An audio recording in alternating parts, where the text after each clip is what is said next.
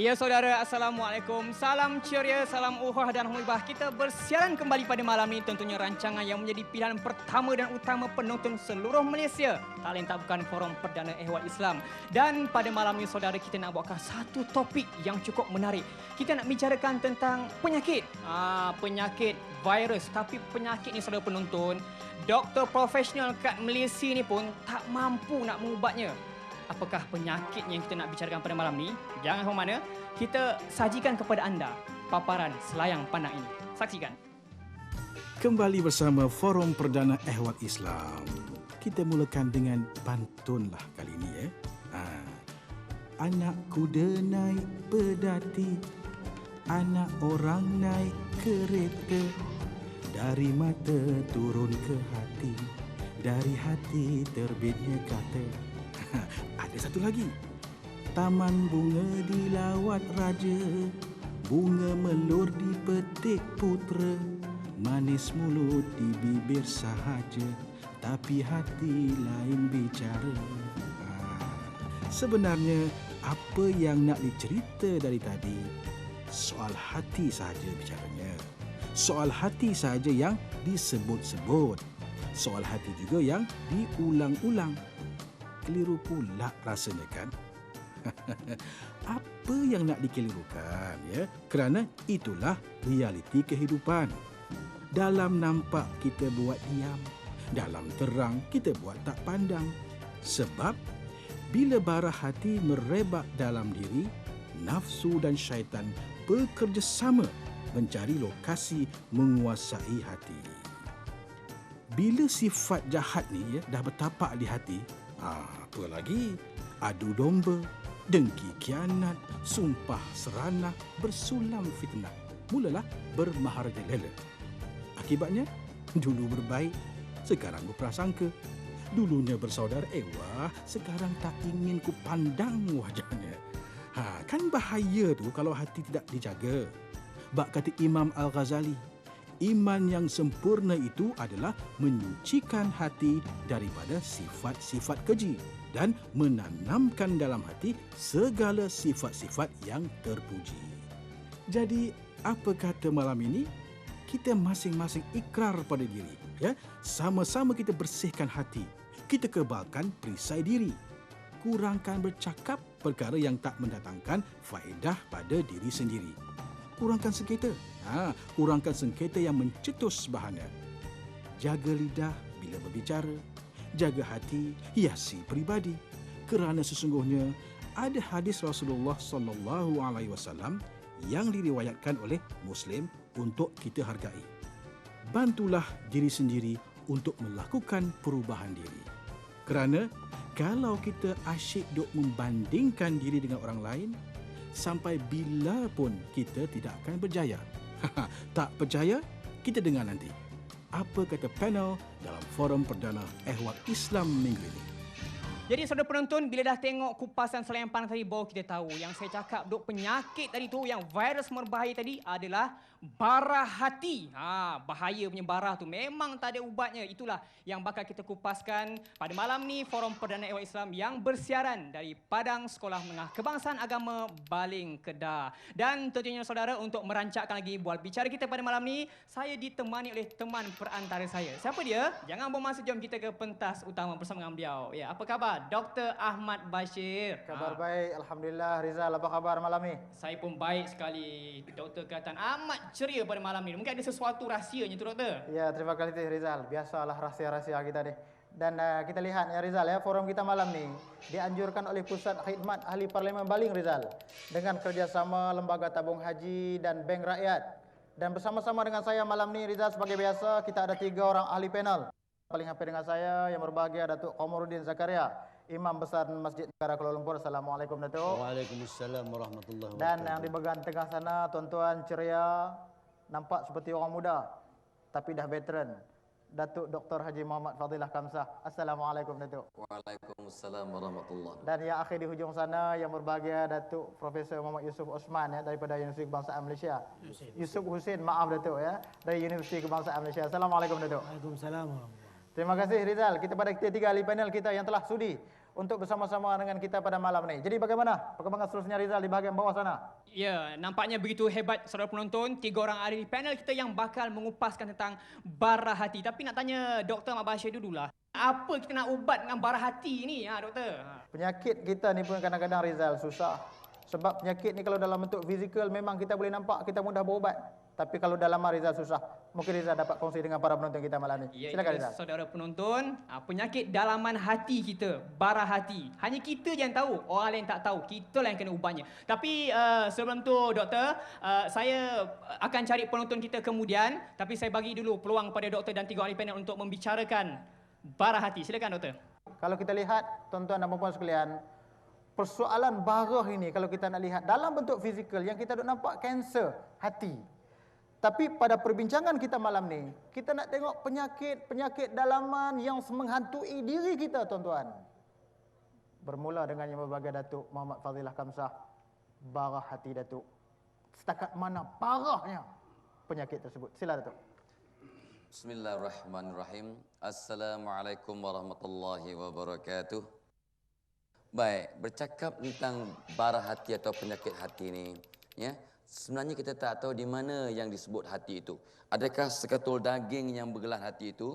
Bukan itu yang kita masukkan. Jadi hati itu mungkin disebut sebagai qalbu. Dan qalbu itu mungkin berada di satu tubuh kita yang kita tak perlu teka-teka di mana agaknya berada. Tapi yang persoalannya ialah, kata para sarjana, hati mengawal fikiran. Fikiran mengawal tindak tanduk.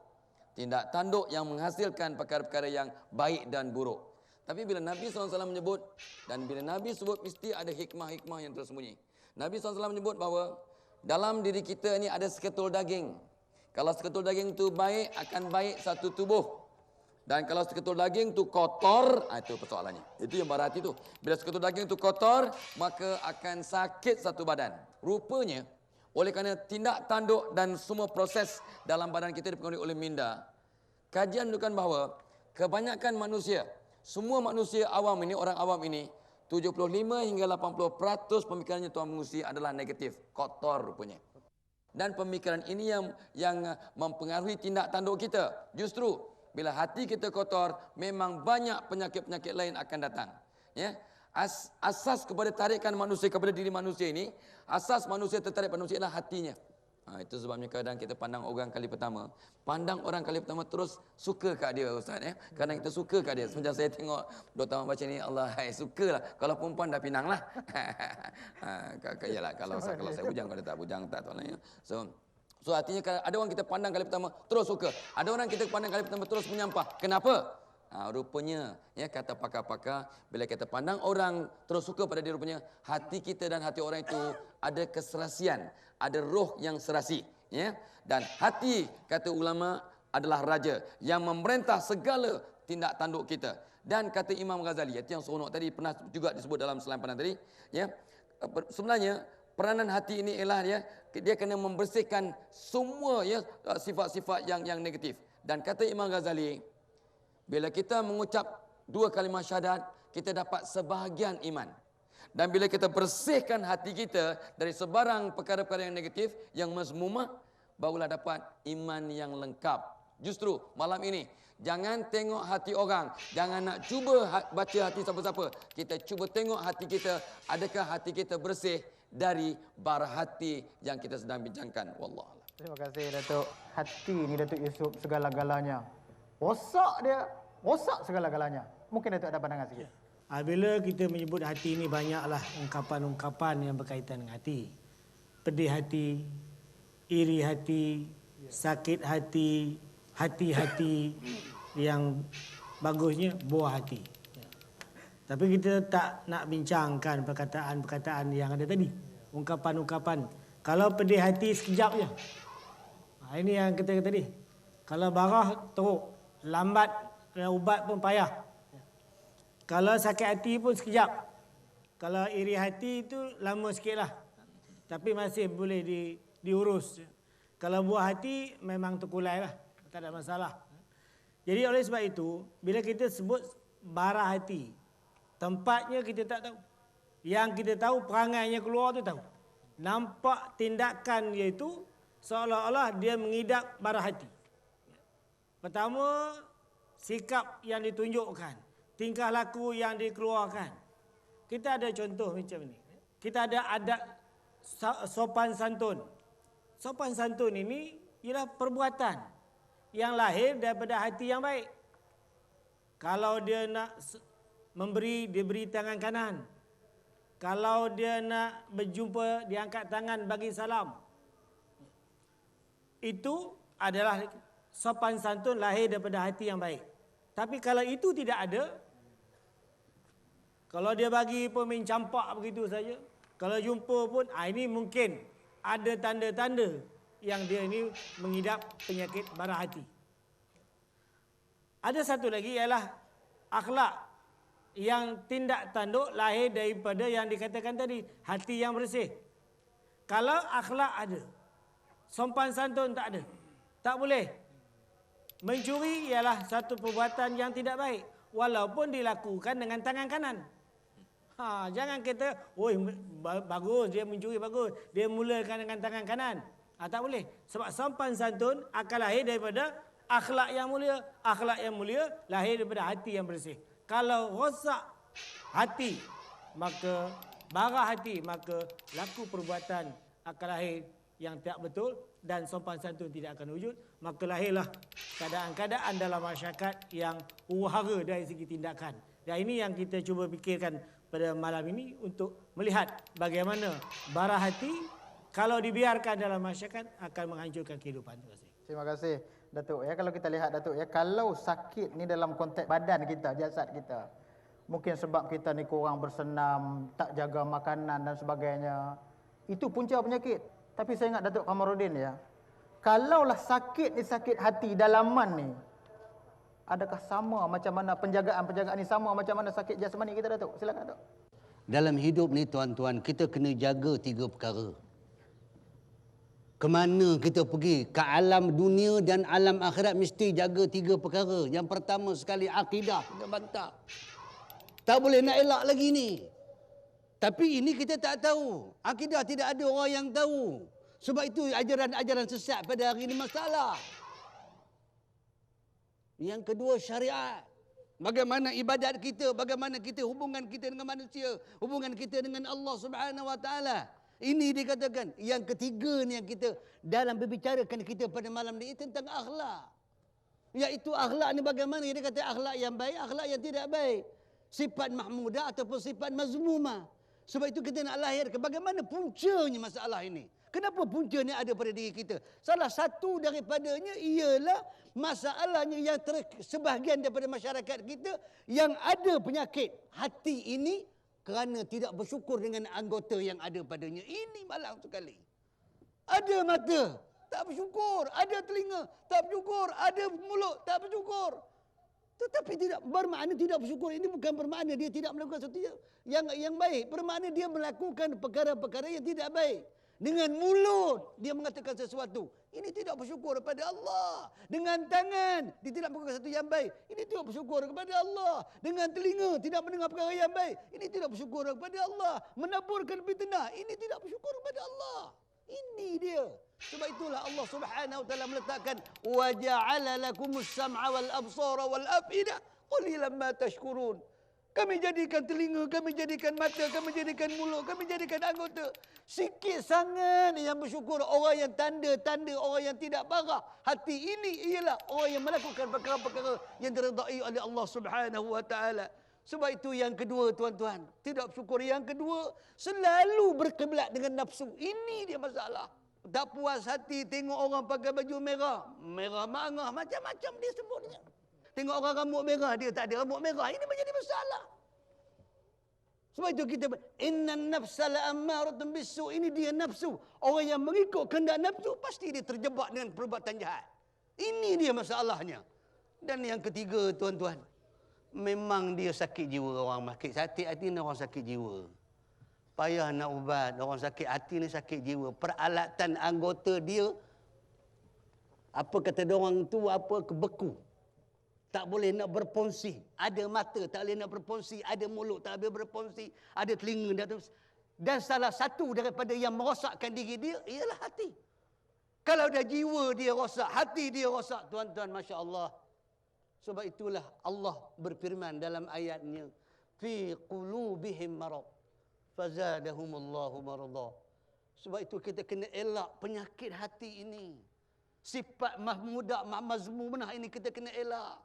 Kerana tidak ada salah satu daripada perkara kehidupan kita, kalau kita tidak melakukan perkara-perkara yang baik, pasti kita sakit hati, tuan-tuan. Sebab itulah kita tengok radio orang kuat sikit kadang-kadang, kita marah, kita lawan dengan radio kita yang kuat juga. Kita tengok TV orang 21, tak puas hati kita. Kadang TV kita 14 inci. Kita tengok orang berjaya, tak puas hati kita. Kita macam mana nak menjatuhkan dia? Ini penyakit hati. Yang akhir sekali, orang yang ada penyakit hati ni selalu suka berdebat. Ini masalah. Orang kata begini, dia kata begini. Orang cakap begini, dia kata begini. Orang beri nasihat dia kata apa peduli.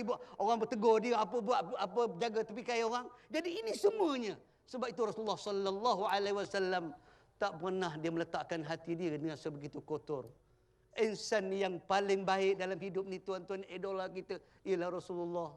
Bagaimana orang Yahudi dan bagaimana orang lain, bagaimana kaum kafir Quraisy menyakiti hatinya.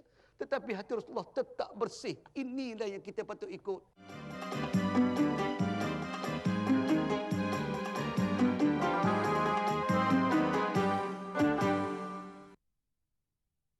Punca penyakit yang disebut sebagai hati yang sakit ini dan sebagai manzumah ialah satu, of course, jahil.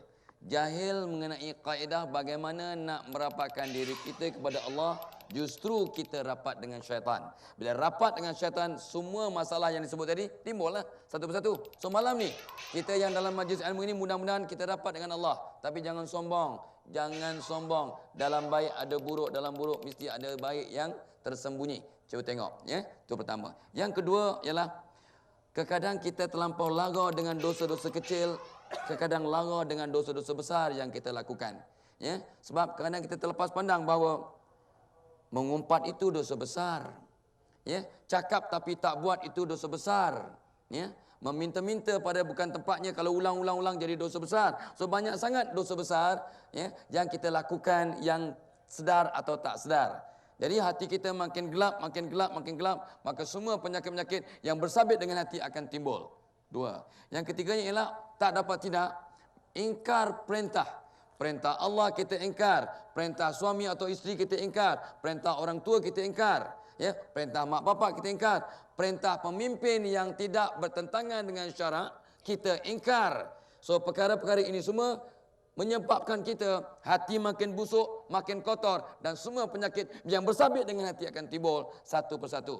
Of course tak dapat tidak, didikan keluarga juga memainkan peranan dalam membentuk kalbu kita ini, ya. Dan satu perkara seperti yang Nabi selalu war-warkan. Nabi sebut, kamu adalah apa yang kamu makan. Sampai Nabi pernah menyebut dalam sebutan hadis, barang siapa yang suka makan daging kuda. Ada orang kuda kat baling. Ada. Kuda ada juga. Ada. Tu dia tak kalah. Ingat kat betung aja. Kuda padi. Oh, kuda padi. Ya, barang siapa yang suka makan kuda, dia akan sombong macam kuda. Ya Allah ya Tuhan. Ya, tak tahu macam mana kuda sombong ni, ya. So, jadi kita kadang makanan kita yang tidak halalan thayyiban. Ini kadang menyebabkan kita kadang busuk hati. Tak keluar zakat, jadi hati kotor. Pengaruh kawan. Kamu adalah siapa kawan-kawan kamu, kata Nabi. So kalau kita kawan dengan orang yang hatinya busuk, hatinya sakit, tak dapat tidak kita akan tertular. Ada perkataan tertular. Ya, kita akan berjangkit dengan penyakit itu. Dan akhir kalam, ya, kenapa kita kadang busuk hati sampai susah nak cari ubatnya? Nanti kita bincang tentang ubat. Ialah tidak usaha untuk cuci hati. Itu nanti kita akan bincang dengan panjang lebar bagaimana kita nak cuci hati. Mudah-mudahan barah yang sudah menular ataupun sudah membengkak itu dapat kita pulihkan dengan usaha kita dengan izin Allah. Wallahu alam. Itu Datuk cerita tadi bab punca. Tapi kadang-kadang kita Datuk law ni sekarang ni pun kita bukan tengok orang senang. Yang kita nampak nak mudah cari salah orang, Datuk Yusuf. Kadang-kadang dia tak tengok pada diri dia. Dia tak tahu kata satu tangan bila dia tunjuk kat orang tu 3, 4 lagi tu hak patah balik kat dia tak nampak dia esok. Sebab tu dia suka bila dia tengok salah orang, dia menyanyi satu kampung. Tapi kalau hak baik satu benar tu haram, dia tak abang kat apa pun. Bagaimana kita nak lihat persoalan dia tu? Silakan. Terima kasih Tuan Musi. Ini penyakit yang ada dalam masyarakat kita. Ya. Dia susah hati kalau orang senang. Dia akan senang kalau orang susah. Ya. Ini penyakit ini memang barah sungguh. Oleh sebab itu saya lihat bahawa orang yang macam ni ibarat kereta lah. Kereta ini di mana dia bergerak? Apa punca dia bergerak selain pada tayarnya dan sebagainya? Bateri dia. Kalau bateri dia kong, seolah-olah barah lah tu. Dia tidak dapat bergerak. Tetapi sebagai manusia dia nak bergerak juga. Maka dia digerakkan oleh syaitan dan iblis yang menolak kalau kereta tadi ditolak. Dan kalau tak ada bateri, lampu pun tak nyala. Maka gelap kehidupan dia dan masyarakat akan melihat dia sebagai manusia yang bukan boleh dibawa perbincangan. Kadang-kadang soal berkongsi, saya bagi contoh di kampung. Kadang-kadang kita lihat iri hati, bara hati. Kita ini kebetulan kurun ini atau masa ini digembar-gemburkan dengan pendidikan. Kita nak anak kita berjaya. Kadang-kadang anak jiran kita tahun lepas periksa UPSR dapat 5A. Masuk sekolah-sekolah hebat, asrama penuh di Jenan ke di Maktab Rendah Saimara dan sebagainya. Maka anak dia periksa tahun ini ditekannya anak dia oleh kerana sikap iri hati dan sikap busuk hati dan sakit hati tadi, dia tekan anak dia. Mat, tahun ini kalau kamu tak dapat 5A, di mana maruah mak nak letak? Di mana maruah ayah nak letak? Ini satu tekanan akibat daripada iri hati dan sakit hati dan bara hati yang ada pada ibu bapa menular kepada anak. Akhirnya anak ditekan. Seolah-olah maruah mak bapa terletak di batas batu jemala patik dia. Ya? Berapa punya seksa budak ini nak mengaji dengan tekanan seperti itu. Tanya pakar psikologi, pakar motivasi. Jangan harus dilakukan perkara-perkara seperti itu. Ini menunjukkan bahawa kadang-kadang ada juga orang iri hati. Dia tak suka orang senang. Satu majlis parti, jamuan makan malam. Tiba-tiba seorang tumbang. Maka doktor yang ada dalam majlis itu terus merawat. Tak apa. Dia sepak terajang tampar sana, segarlah orang ni bangkit balik. Ada seorang yang iri hati, dia cukup susah hati tengok doktor ni, pandai. Dia kata, kenapa awak tidak minta upah? Kerana awak layak mendapat upah. Kerana awak merawat dia dalam majlis seperti ini.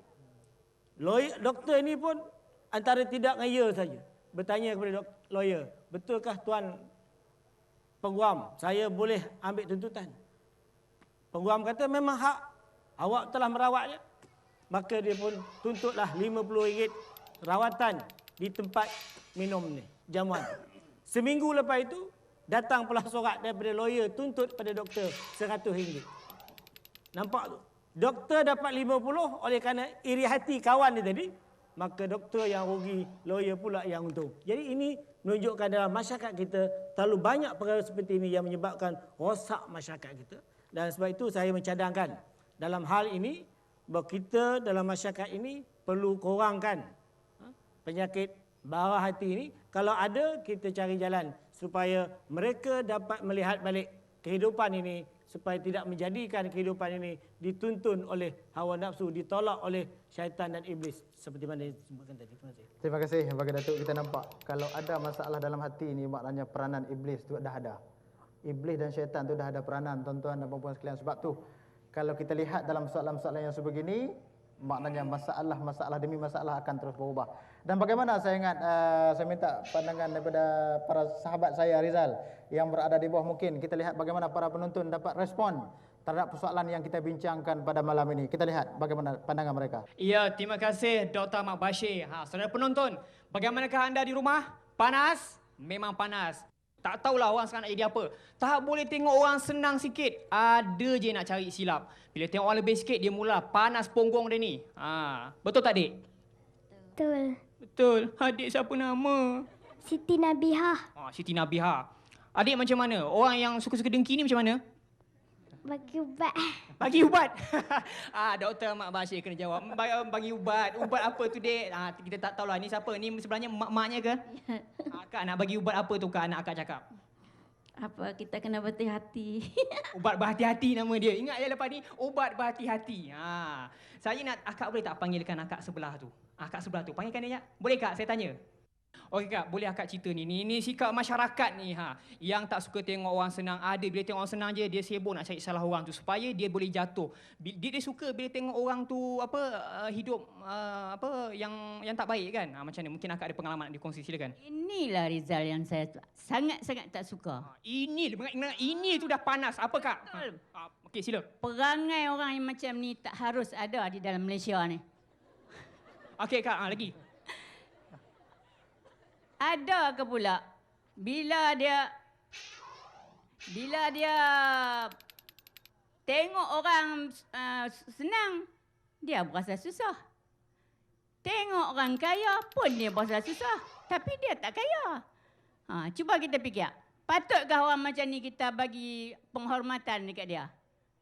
Seharusnya orang macam ni kita hapuskan dia. Oi, bahaya. Hapuskan.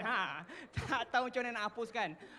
Akak macam mana kak? Bila akak berdepan macam tu, macam mana? Mungkin akak ada pengalaman akak sendiri. Macam panas lain macam tu, kipas sikit tu. Mana tak marah?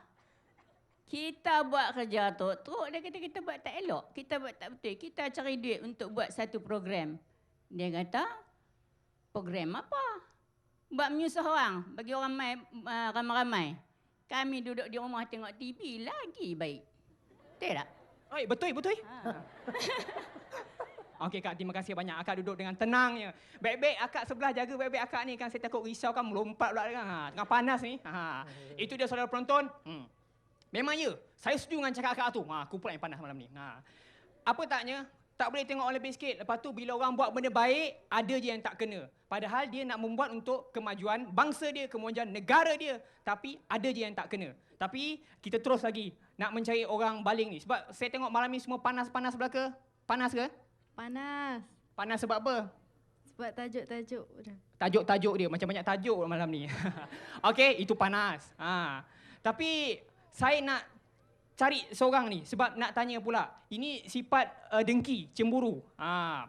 Saya nak cari kalangan pelajar lah. Tapi sini ni semua pelajar perempuan. Saya nak cari pelajar lelaki. Ada pelajar lelaki kat sini? Tak ada. Tapi kat depan ni, adik. Oh, adik. Nama siapa? Ilham. Adik sekolah jauh apa ni? Janganlah korek hidung ni, korek hidung pula. Ada macam tu orang tanya. Sekolah jauh apa? 1. Yang 1. Tahu tak bara hati tu apa? Tak tahu. Tak tahu. Kena tanya abang sebelah ni lah. Boleh, saudara? InsyaAllah. Nama saudara? Muhammad Faiz bin Zakaria. Okey. Bila sebut tentang cemburu ni tadi, nampak tadi akak tadi dah panas. Macam mana? Saya pun nak suruh panas ke? Boleh, kita tengok panas. Memang panas, bahayakan demam pula. Okey, jadi dalam konteks pelajar ni, kadang-kadang lah ni kita tengok, dia cemburu, dia tak bertempat. Betul ke? Tak bertempat. Cuba tengok kes hari ni, pelajar. Dia pukul pelajar, gangster samsing kat sekolah semua tu. Dia cemburu bila tengok orang ada girlfriend, orang dia ada arawek. Dia bukan cemburu benda yang baik. Minta Faiz komen sebagai seorang pelajar. Okey, pada pendapat saya, sebagai seorang pelajar ni, bagi saya dengki lah. Okey, kita boleh katakan dengki. Dengki ni dia ada dua bagi saya. Dengki sihat dan dengki tidak sihat. Okey, dengki sihat ni, cuba kita tengok. Contoh yang terdekat, kita boleh ambil ni Amalina. Dia boleh skor sampai 17. Kita boleh lebih sikit. 17 apa? C, D, E? 17 A1. Okey, kita boleh skor lebih sikit pada dah 18 A1. Kan? 20 pun senang kira. Banyak sangat tu. Tu dengki sihat. Okey, yang tak sihat ni cuba kita tengok sebagai konteks sebagai seorang pelajar. Mungkin kita dengki ke orang tu, dengki orang kata apa? Dengki tak bertempat. Orang ada AWEX ramai. AWEX. Hang ada AWEX kah, Faiz? Saya solo lagi. Okey. Iklan masih solo. Harap maklum. Okeylah Faiz, nasihat sikit kepada kawan-kawan yang berperangai tak betul tu. Okey. Lepas ni bolehlah kita ubah perspektif kita dari seorang pelajar supaya kita ingat masa depan kita dan untuk sebab apa? Masa depan kita yang mencorakkan masa depan kita. Dan kita lah bakal menggantikan pemimpin-pemimpin yang ada sekarang ni.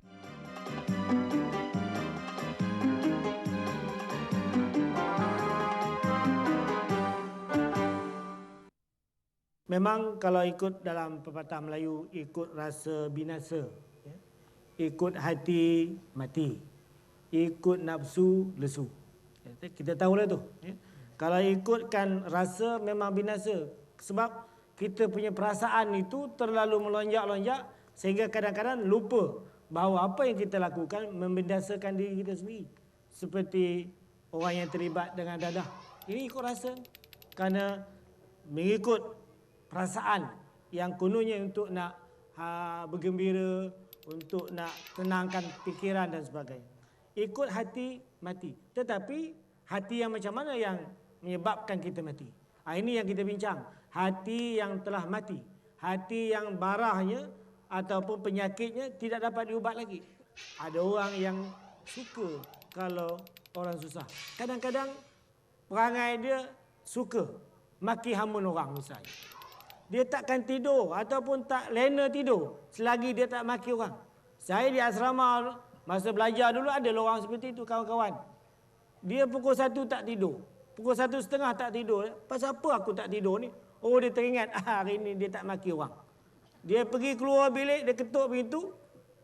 Kawan buka pintu dengan gelisah biji mata kata orang Perak. Nataimu. Nataimu, binatang kamu. Dia pun balik. Kawan pun tak marah. Sebab itu dah perangai dia. Kalau itu sampai besar, maka itulah manusia yang katakan menghidapi penyakit yang payah nak diubat. Akhirnya menjadi darah daging dia.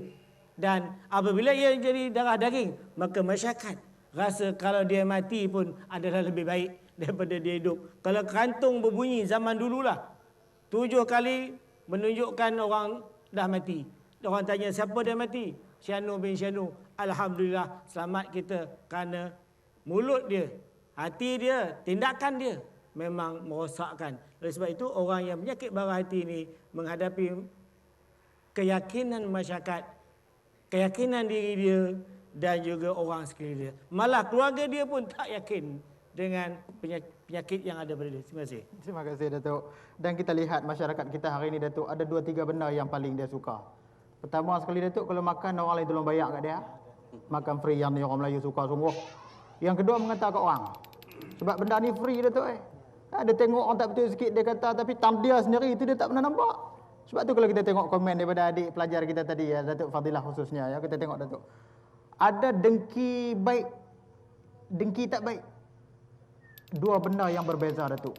Mungkin bagaimana kita nak lihat dua prinsip ini dalam konteks motivasi kita pada malam ini Datuk. Silakan Datuk. Nah, persoalannya ialah memang sahlah orang yang hasad dengki itu kotor hatinya.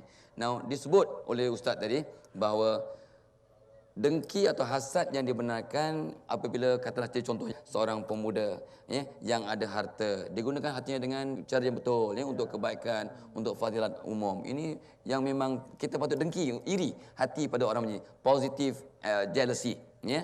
Keduanya ialah pemuda yang ada ilmu ya, dan ada hikmah dan disampaikan ilmu ini untuk kebajikan awam. Ini pun patut kita rasa iri hati. Iri hati untuk menandingi, bukan untuk hentam dia, untuk menyusahkan dia. Nah, persoalannya ialah kadang-kadang kita ni iri hati dengan tidak bertempat. Kata ulama, hal-hal dunia tengok orang yang lebih teruk dari kita. Jadi kita tak jealous. Datuk Kamil kata, orang ada 21 inci TV-nya. Ya, kita ada 14 inci. Tapi kita kena tengok orang yang tak ada TV. Itu dia. Kadang-kadang tengok orang naik basikal. Ya, kita jalan, ya, kita untung sebab kita masih boleh berjalan. Ada orang yang tak ada kaki, tapi kadang kita tak nampak. Hal-hal akhirat tengok orang yang lebih hebat. Jadi kita kena iri hati di situ. Kita boleh iri hati dengan cara yang positif. Ya, itu kadang kita terlepas pandang. Now, kadang-kadang kita terlepas hakikat juga bahawa jika kita dengki orang yang berjaya, pasti kita sukar untuk berjaya. Ini ramai orang kita tak perasan. Sebenarnya ramai orang kita gagal sebab kita dengki orang yang berjaya. Ya, kita kalau dengki orang yang berjaya, kita sukar untuk berjaya. Dan tapi sebaliknya, kalau kita tolong orang untuk berjaya, insya-Allah kita mudah berjaya. Itu sunatullah. Kita tolong orang untuk berjaya, kita mudah untuk berjaya. Kita diajar oleh sistem kapitalis. Ya, sistem kapitalis, saya pernah belajar ekonomi juga masa muda-muda dulu, bahawa kalau dalam bisnes kita ada persaingan, so kita kena bunuh persaingan kita kalau untuk berjaya. Kalau dia dapat, kita memang tak dapat sebab ini competition dia kata. Tak, ini salah. Dalam Islam kita tak nak bersaing untuk cari rezeki. Rezeki kita memang hak kita, rezeki orang kita tak boleh ambil. No matter what. Walau apa pun cara, hak orang memang Allah tentukan untuk dia. Hak kita memang kita insya-Allah dapat dengan syarat kita buat dengan cara betul. Jadi macam pelajar pula. Kalau pelajar-pelajar suruh ilmu, dia susah untuk jadi pandai. Tapi kalau saya sebagai seorang pelajar contohnya, saya tolong kawan-kawan saya yang lemah dalam subjek yang tertentu, saya akan pandai. Lebih pandai daripada biasa kalau kita ajar dan tidak menyuruh ilmu. Rupanya, kenapa kita hasad dengki ni Ustaz? Ialah sebab kita nampak kehebatan orang, tapi tak nampak kehebatan kita yang memang Allah telah sediakan untuk kita. Semua orang ada kehebatan masing-masing. So tolong keluarkan. Orang lain ada kehebatan masing-masing, dia telah keluarkan. Itu sebab kita kadang jealous sebab kita nampak orang hebat, kita tak nampak kita hebat. So malam ni kita cari jalan untuk keluarkan kehebatan kita agar kita tak dengki atau hasad kepada orang lain. Wallah. Tapi itu yang dikatakan fitrah, Datuk ya. Kalau kita tak nak kita ni susah hati, janganlah duk dengki kat orang. Sebab dalam banyak hal kadang-kadang kita tengok dalam masyarakat kita sendiri pun. Kita ambil sebagai contoh, Datuk, macam pencuri lah. Kerja dia pencuri lah. Dia buat balik bahan-bahan curi dia tu berlambak dalam rumah dia. Tapi bila ada orang mari curi balik barang dia, Datuk, dia marah bukan main. Bercanggah dengan fitrah, Datuk. Dia tak mau. Orang buat kat dia, tapi dia buat kat orang boleh. Saya ingat kepada Datuk Kamarudin yang lihat masalah dengki kianat ni, Datuk ya. Dia lupa bahawasanya bila kita dengki dekat seseorang itu, kita seolah-olah dah bagi rezeki kat dia. Sedangkan rezeki kita kurang, rezeki dia tu pula bertambah. Dia semakin tenang, kita yang susah hati, Datuk. Bagaimana Datuk nak komen, sila? Terima kasih Darul Pengusi. Saya memandangkan terpancar ataupun kita kena ingat Rasulullah sallallahu alaihi wasallam lah yang jadi contoh pada kita. Rasulullah dia tidak mengatakan bahawa dalam sabdanya al-hasadu ya'kulul hasanat kama ta'kulun narul hatab. Bukan senang tuan-tuan. Orang yang hasad dengki ni, orang yang ada perasaan iri hati, orang yang ada perasaan marah hati, orang yang ada sakit hati, ialah dia ini adalah orang yang cukup paling rosak dalam hidup manusia. Rosak dalam hidup manusia, tuan-tuan. Satu orang saja yang membuat kesilapan, kesalahan, melakukan sesuatu perasaan yang mempunyai bada penyakit hati. Tentu. Sebab itu Rasulullah sallallahu alaihi wasallam dia kata dalam sabdanya, al-hasadu ya'kulul hasanat. Orang yang ada hasad dengki ni akan memakan kebaikan-kebaikan yang ada pada dia. Kama ta'kulun narul hatab, sebagaimana kayu api akan makan kayu api. Sebab itulah kita di akhirat besok kita kena ingat kebaikan, kebajikan, pahala yang ada pada kita. Kalau kita mengata kepada orang itu, pahala itu akan dapat pada orang yang kita kata itu. Ini yang dikatakan Rasulullah Allah Subhanahu wa taala, ya ayyuhallazina amanu la yahzar qaumun min qaumin asa ay yakunu khairan minhum. Wahai orang-orang yang beriman, jangan kamu kata, jangan kamu kacu, jangan buat satu perkara yang tidak baik kepada seseorang itu. Ini yang kita kata kadang-kadang kita amat malang sekali, tuan-tuan. Hadis Nabi ada, ayat Quran ada, kita tinggalkan begitu saja. Sedangkan kata-kata ini adalah kalau kita kata kepada orang sesuatu kata yang tidak baik, mungkin orang yang kita kata itu lebih baik daripada kita. Jangan berkata kepada orang dengan kata-kata yang bukan-bukan. Kata-kata sebutan-sebutan yang boleh membusukkan hatinya, merosakkan hatinya. Sebab itulah kita kena nama seseorang itu kita kena jaga. Sebab itu maruah diri kita ini, tuan-tuan. Ya Allah, maruah diri kita ini ada pada saudara kita. Ada pada saudara kita. Kalau kita jaga maruah dia, maruah kita sama. Kalau kita buat kebaikan daripada kebaikan kita sama. Sebab itu Allah Subhanahu wa taala kata, in ahsantum ahsantum li anfusikum. Kalau kamu buat baik, kamu akan dapat. Wa in asatum falaha. Jika kamu buat jahat, pasti juga kamu akan dapat. Ini berarti dalam hidup kita ni, tuan-tuan. Tidak ada sesuatu yang paling baik dalam hidup ni. Wa libasut taqwa zalika khair. Pakailah pakaian yang baik. Ketakwaan, pakai sifat takwa kepada Allah Subhanahu wa taala. Mulut kena manis Allah. Apa salahnya kalau seseorang itu berjaya kita kata tahniah? Apa salahnya seorang itu dalam keadaan yang baik kita kata kita senyum, engkaulah orang yang berjaya? Kenapa kalimah ini amat mahal bagi kita sehingga kan kita tidak laku melakukan satu karya yang baik? Kenapa mulut kita tidak sebegitu manis sebagaimana ya Allah beri kepada kita merasa kemanisan? La ilaha illallah, tuan-tuan. Kita ni malang bagi kita. Ada anggota Allah beri pada kita mulut untuk bercakap benda yang baik. Kita tak pernah bercakap yang baik. Sebab itulah Allah Subhanahu wa ta'ala kata, ala bizikrillah. Ala bizikrillah tatma'innul qulub. Ingatlah pada Allah Subhanahu wa taala. Berarti kita melakukan perkara-perkara anggota yang ada pada kita, mesti kita meletakkan keredaan Allah Subhanahu wa taala. Pasti kamu akan dapat ketenangan dalam hidup kamu.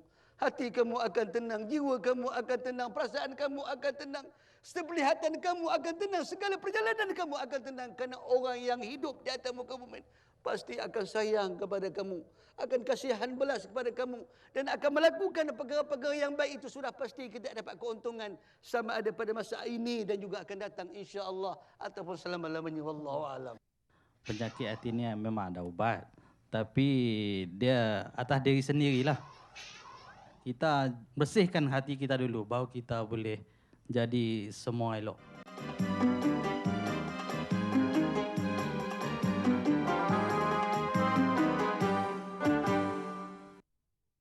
Rupanya ilmu penting, tapi ramai orang silap. Dia sangka bahawa tindakan kita digalakkan, dirangsang oleh minda sedar. Itu yang kadang orang ada ilmu tak bertindak.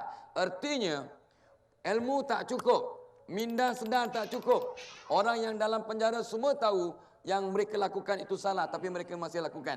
Itu tandanya minda sedar tidak boleh merangsang orang untuk jadi baik. Kena apa yang jadi baik ialah minda di bawah sedar. Bawah di bawah sedar itu subconscious mind, kata orang putih, tapi sebenarnya ialah qalbu. Itu qalbu itu, hati itu.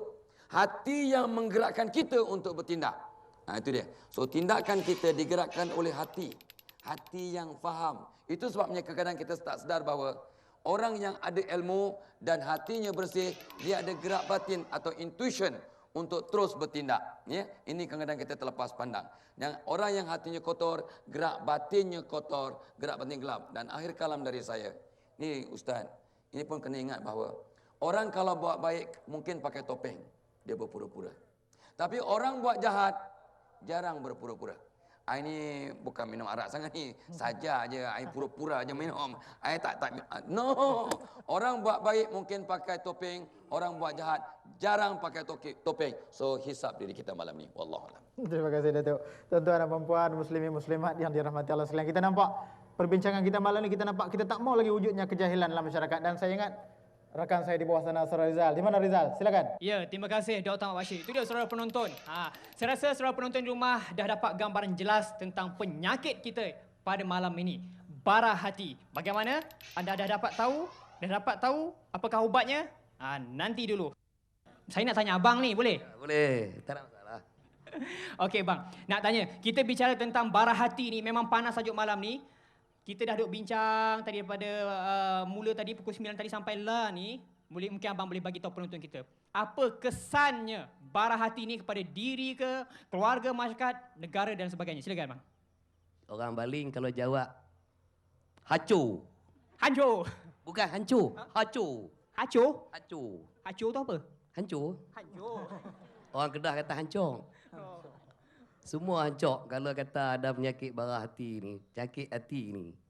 Sebab penyakit hati ni dia tak perlu berkempen, tak perlu ada forum untuk bagi dia merebak.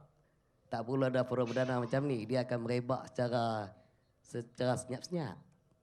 Dia tak perlu kempen, tak perlu apa, dia merebak secara senyap-senyap. Kalau dia tak berjaya, last sekali hancur diri dia sendirilah. Hancur diri dia sendiri. Contohnya saya bagi kan. Dia ni dengki. Misal kata dia bawa kereta baru. Tapi yang potong kereta dia, kereta buruk. Dia mesti dengki punya kawan ni. Mesti, ini kena balas balik ni. Dia potong balik tu, dia tak tengok double line lori mai depan. Jadi bila dia potong lori mai depan, terpotong hancur dengan dia sekali. Dia dengki tu, dia dengki nak potong kawan tu. Pasal kawan tu potong dia potong balik, hancur dengan dia. Padahal kawan tu selamat.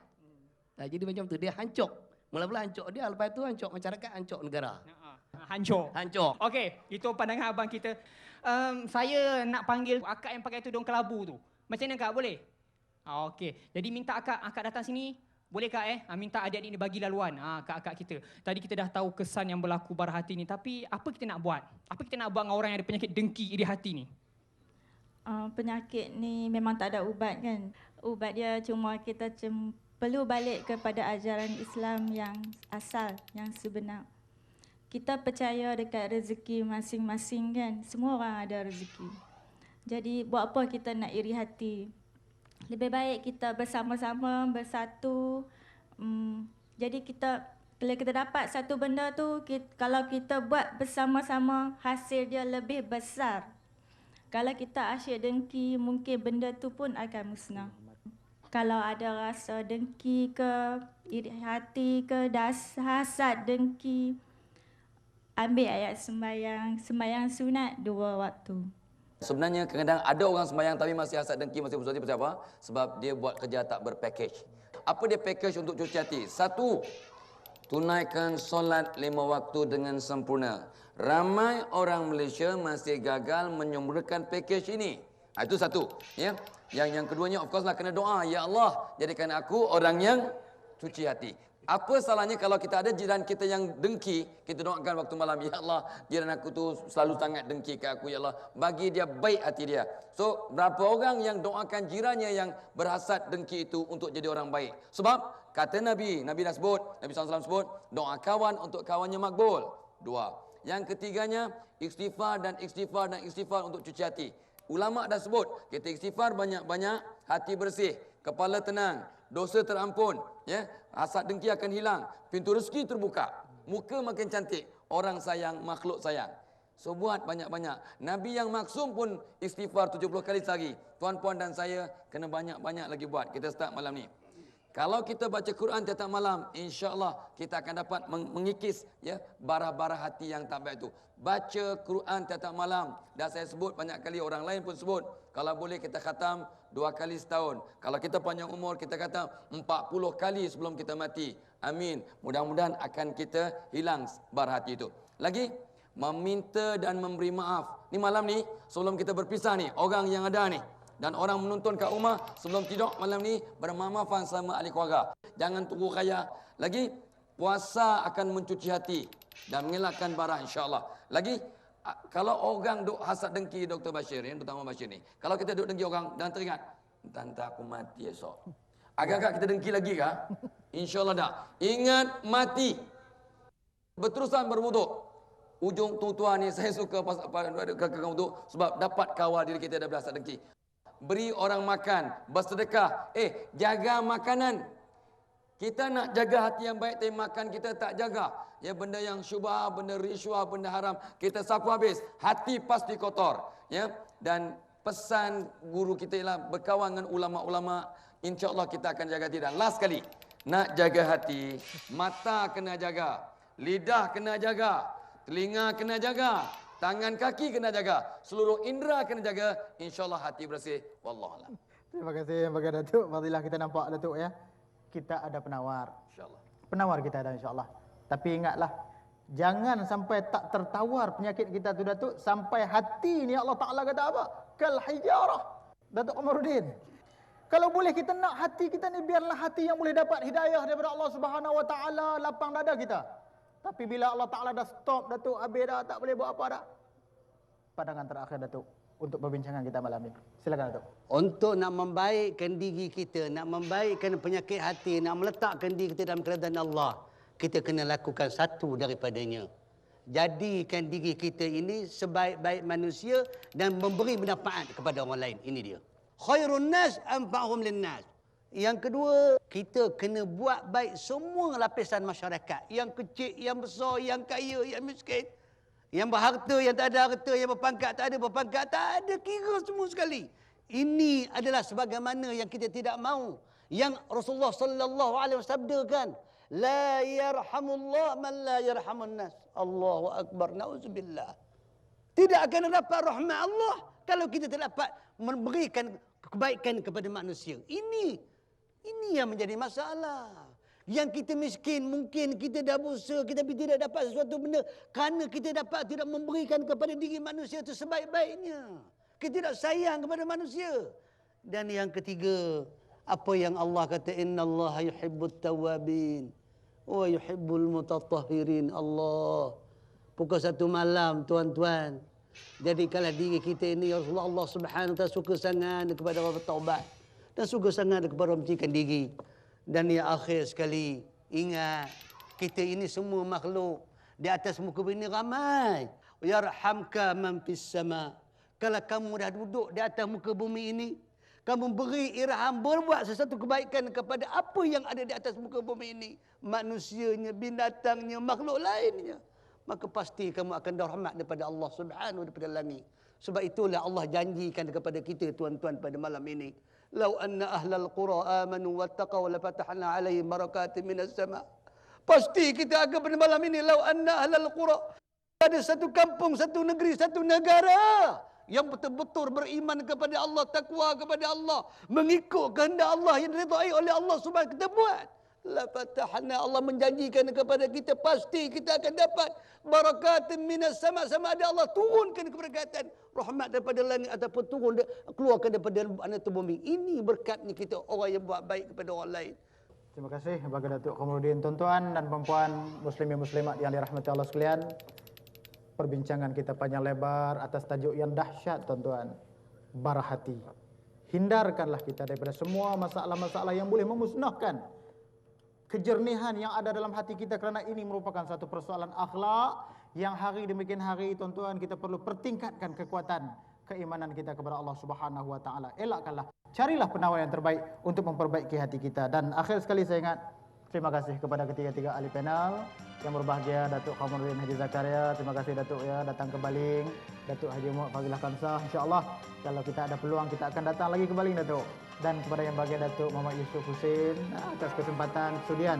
Segala pandangan, pengalaman yang telah kita curahkan malam ini, insya-Allah Allah Subhanahu wa taala akan berikan kerahmatan ini kepada kita. Dan saya kembalikan semula perbincangan kepada sahabat saya Rizal. Ya saudara, jangan jadikan diri kita ini penuh dengan perasaan hasad dengki, kerana kelak penyakit itu bakal memakan diri sendiri. Sebaliknya, jika kita melihat orang lain berjaya, maju, kita sepatutnya berfikir rasional, bersikap positif, bersyukur dan bersungguh-sungguh tekun berusaha untuk mencapai kemajuan yang dia juga capai. Kita mampu membuat dan kita mampu merubahnya. Segala-galanya terletak pada diri kita semua. Dengan kata-kata itu, saya Riza Ramli, mewakili penerbit dan warga kerja Forum Perdana Ehwal Islam yang bersiaran di Padang Sekolah Menengah Kebangsaan Agama Baling Kedah, ingin mengucapkan terima kasih kepada pihak penganjur, Pusat Khidmat Ahli Parlimen Baling, Lembaga Tabung Haji dan Bank Kerjasama Rakyat Malaysia atas kerjasama yang diberikan dalam menjayakan siaran pada malam ini. Akhir kata, ingat, di mana saja anda berada, jadikan Forum Perdana Ehwal Islam sebagai pilihan pertama dan utama. Jumpa lagi. Wassalamualaikum warahmatullahi wabarakatuh.